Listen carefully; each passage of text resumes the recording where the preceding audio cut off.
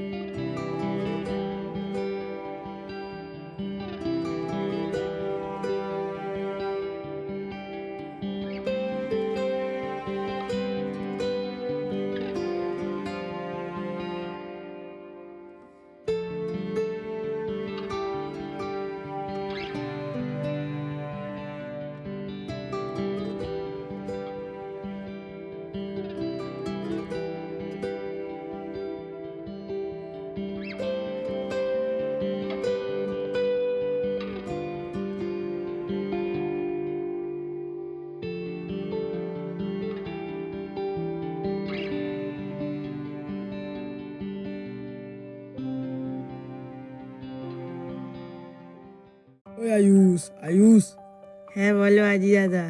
তুই বলছিলিস একটা মুদিখানা দোকানে ভ্যানে মাল বওয়ার জন্য লোক লাগবে। হ্যাঁ, আমাকে অনেক দিন আগে বলেছিল, এখন কাজটা আসে কি না জানি না। দেখ না, আবিরদার মালিক গ্রামের গোলাটা বন্ধ করে দিচ্ছে, তাই আবিরদার কাজটা চলে গেছে। আবিরদার কাজটা খুব দরকার। তোমরা বাইরে দাঁড়িয়ে কথা বলছো কেন গো দাদা ভাই? ঘরে এসে একটু বসো। না না থাক, আমরা একটু কথা বলেই চলে যাবো এক্ষুনি। একটু দেখো না ভাই, তাহলে খুব উপকার হয়। ঠিক আছে, তাহলে কাল অফিসে যাওয়ার আগে একটু কথা বলে নেব। আজ তবে আসি রে ভাই। হ্যাঁ ভাই, চললাম। তাহলে আবিরদা তুমিও বাড়ি যাও, আমিও বাড়ির দিকে যাই। হ্যাঁ ভাই যা, বাড়ি গিয়ে স্নান খাওয়া করে নে। কি গো, রান্না হয়ে গেছে? হ্যাঁ রান্না হয়ে গেছে, তুমি হাত মুখ ধুয়ে আসো। কি গো, কাজটার খবর কি হলো বললে না? আয়ুষ বলল কাল কথা বলে জানাবে। ও, ঠাকুর ঠাকুর করে যেন কাজটা হয়ে যায়। ঠিক আছে, তুমি খেতে বসে পড়ো, আর চিন্তা করো না। কি রান্না করেছো গো? এই তো ঘরে একটু ময়দা ছিল আর সুজি ছিল, ওই দিয়ে একটু গোলা রুটি বানিয়ে দিয়েছি। দাও দাও, খেতে দাও, খুব জোর খিদে পেয়েছে। হ্যাঁ দিচ্ছি।